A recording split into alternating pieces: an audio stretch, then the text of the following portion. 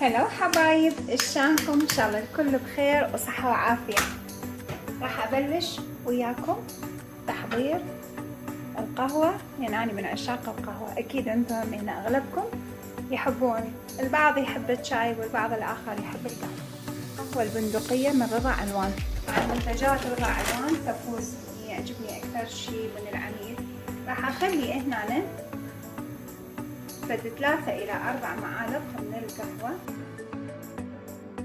فهنا أنا راح أخلي الشكر، يعني هاي القهوة لازم واحد يخليها شكر، فأخلي فتحة شوطة ونص، بعد كل واحد حسب ذوقه شان يحلها حلوة لا. ونبدي نخلط بيها.